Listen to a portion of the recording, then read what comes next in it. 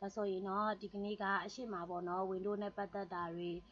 mouse တွေဒီ typing နဲ့ပတ်သက်လို့လေ့ကျင့်ပြီးသွားပြီလို့ထင်ပါတယ်ပေါ့နော်ဒါဆိုရင်ဒီ video လေးကကြတော့ဒီ Microsoft Word ကိုစပြီးတော့လေ့လာတော့မယ်နော်ဒါဆိုရင် chapter 1 studying with Microsoft Word 2016မဟုတ်ဘူး2019လို့နော်အခုလက်ရှိနောက်ပိုင်းပေါ်တဲ့ဒီ Office 2024 LTSC software လေးနဲ့လည်းသုံးလို့ရပါတယ်အဲ့ဒါလေးရေးပြမယ်နော် LTSC software အခုကျွန်မသုံးတာကတော့ဒီ Microsoft Office ရဲ့ဒီ LTSC ပေါ့နော် Word ကိုမှာသူက LTSC ဟုတ်ပြီနော် LTSC ရဲ့အရှေ့ကောက်ကကြတော့သူက long time servicing channel လို့အဓိပ္ပာယ်ရပါတယ်သူ့ရဲ့အရှေ့ကောက်ကလေးလည်းရေးပြပေးမယ်နော်long time servicing channel โอเคနော်အဲဆိုရင်ဒီဟာလေးကကြတော့အခုလက်ရှိမှာကျွန်မဒီ software နဲ့သုံးတယ်ပေါ့နော်အဲဆိုရင်ဒီ software နဲ့သုံးလဲရတယ်အဲ့လိုမဟုတ်ဘဲနဲ့ကိုယ့်ရဲ့စက်မှာက Word 2016ဆိုတဲ့ software နဲ့သုံးလဲရတယ်ဟုတ်ပြီနော်အဲဆိုရင်ကိုကြိုက်တဲ့ Word ကိုဒီ version မျိုးမျိုးနဲ့ပေါ့နော်သုံးလို့ရပါတယ်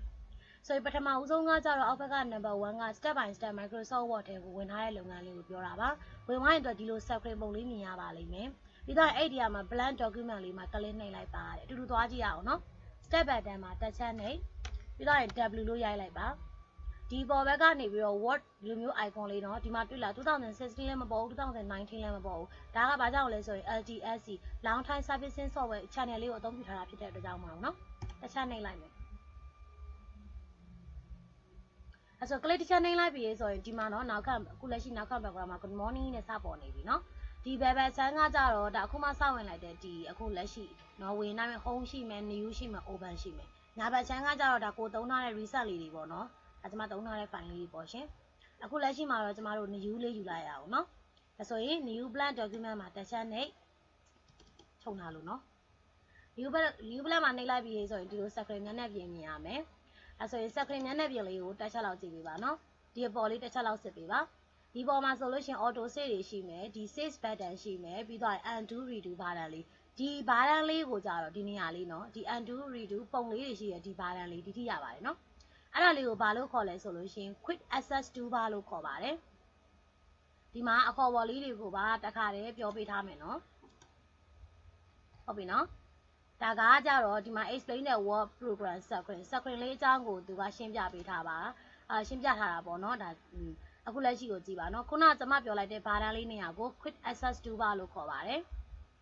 ပြီးရင်တော့ဒီမှာနော်ပြီးမှစာတန်းလေးပြပေးမယ်နော်ဒီအပေါ်ဘက်ကအခုလက်ရှိမှာဆိုရင်စာရွက်ကနောက်တစ်ရွက်ပုံစံမျိုးယူထားတာဖြစ်တဲ့ကြောင့်ဒီနေရာမှာ document တူလို့မြင်နေရလိမ့်မယ် document ကကြတော့ Microsoft Word ရဲ့ဒါက extension Microsoft Word file တစ်ခုကိုကတင်လိုက်ပြီးဆိုတာနဲ့သူ့ရဲ့ဒီကိုတင်လိုက်တဲ့နာမည်ရဲ့အနောက်ဘက်မှာပေါ့နော် .doch လို့မြင်ရရင်အဲ့ဒါက doch လို့မြင်ရပြီလေဆိုလို့ရှိရင်အဲ့ဒါကMicrosoft Word နဲ့တင်ထားကြောင်းကိုသိရမယ်နော်တစ်ခုချင်းစီကိုသုံးလိုက်တဲ့ software တစ်ခုချင်းစီမှာနောက်မှာ extension လေးတွေပါတယ်ဒါလေးတွေကိုကြည့်ချင်အပြင်ကိုကဘယ် file နဲ့တင်ထားရလဲဆိုတာကိုသိရမယ်ဒါက Microsoft Word လေးအနောက်ပိုင်းမှာဇက်ပြီးတော့တင်မယ် Excel တွေ PowerPoint တွေမှာလည်းသူတို့နဲ့သက်ဆိုင်တဲ့ extension လေးတွေကိုပြောပြပေးပါမယ်အခုတော့ Microsoft Word လေးဆက်ကြည့်ရအောင်နော်အဲ့ဒီအခုလက်ရှိမြင်နေရတဲ့ဒီ button လေးကို title bar လို့ခေါ်ပါတယ်ပြီးညာဘက်အပေါ်မှာလေဒီနေရာမှာနော်ဒီ minimize တွေ maximize တွေ close တွေရှိပါတယ်ဒါလေးကတော့ control bar ဒီဘက်ချမ်းလေးပြန်သွားရအောင်နော် file home insert drawer ဒီတစ်ချက်လုံးကြာတော့ဘာလို့ခေါ်လဲဆိုရင် tab file tab ပြန်ထွက်မယ်နော် home tab ရှိပြီးသားအခုလက်ရှိပွင့်ထားတယ် insert tab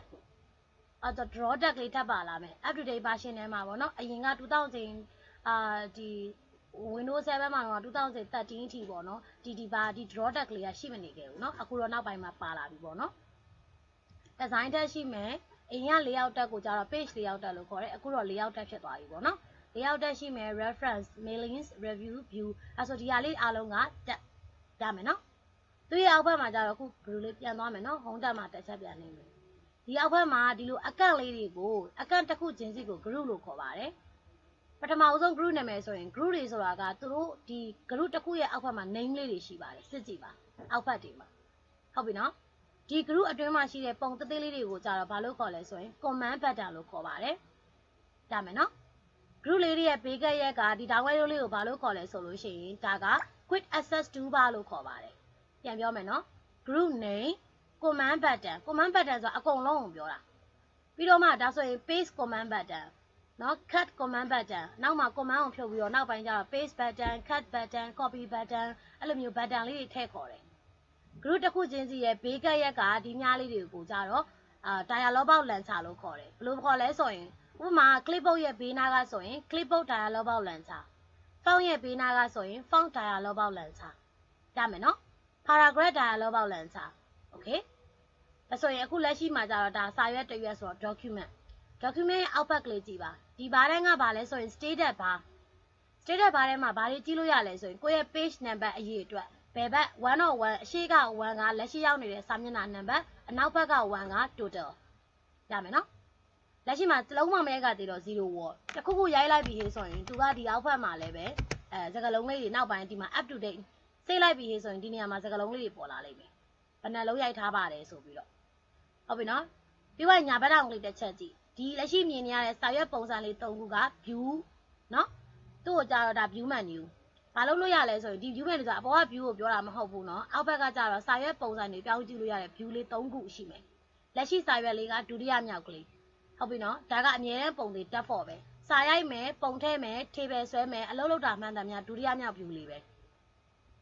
ပြီးဘေးကရက်မှာဆိုရင်ဒါ zoom in ရှိမယ် zoom out ရှိမယ်ဟုတ်ပြီနော် zoom in plus sign လေးပါချဲ့တာ zoom out minus sign လေးပါချုပ်တာဟုတ်ပြီနော်ဒီမှာနော်ညာဘက်